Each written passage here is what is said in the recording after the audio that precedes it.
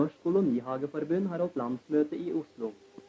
Norge har nå 27 kolonihager med 2450 parseller fordelt på 14 byer. Alle landets kolonihageforeninger står tilsluttet forbundet. I kampen for matauking spiller kolonihagene en meget viktig rolle.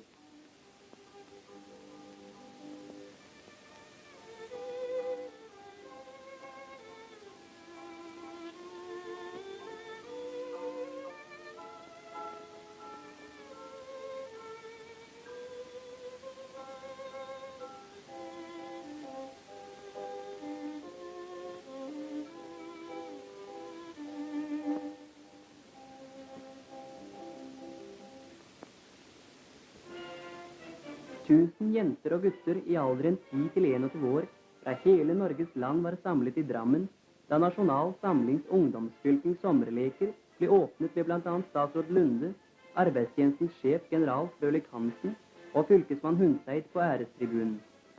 I sin åpningstale nevnte fungerende statsråd generalsekretær Fuglesang at idretten i nasjonens tjeneste er vårt mål. Våre fedres trang til idrett var alltid et middel til dyktiggjøring for de store oppgaver i vårt folks historie. Propagandaleder Vagn Knudsen avla idrettseden. Gjennom idrett skal vi styrkes til kampen for fører, folk og land.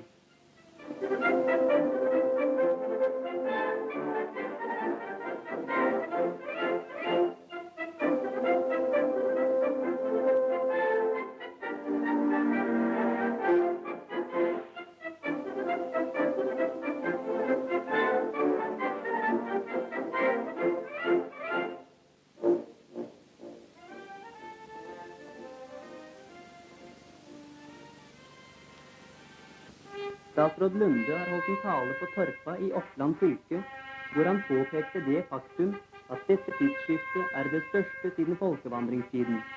Statsråden gikk utførlig inn på den frihetskamp de germanske stater fører med Tyskland i spissen, for å sikre Europas fremtid og dermed for alle tider sette en stopper for sovjetfaren i øst. Statsråd Lunde holdt et grundig oppgjør med alle dem som hadde ført landet dit at 9. april var uunngåelig. Han understreket at vi må bygge på det norske og nasjonale, og på de rike kulturverdier som våre forfedre har skapt før oss.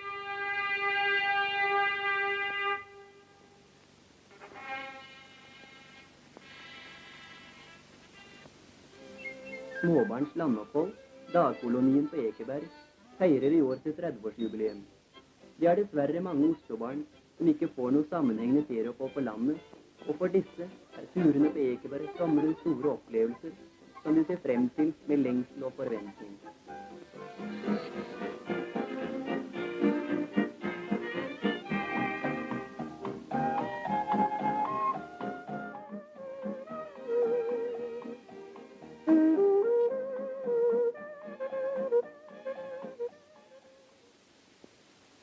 I et moderne skogbruk er det om å gjøre at det blir sørget for gjenveksten for skogens fornyelse, også på kunstig vis. De viktigste skogkulturarbeider er såing og planting. Men først må den gamle skogen hugges for å skaffe lys til skogbunnen.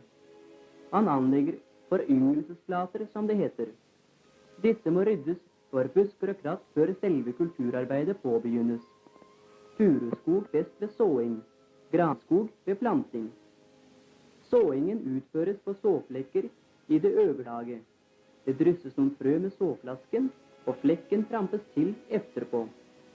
Litt gjødsling fremmer veksten i de første år. Plantingen av gran foretas helst med ca. 4-årige planter. Tidligere plantet man mest i hull mot loddrett vegg. En mer moderne metode er den såkalte flatrotplanting.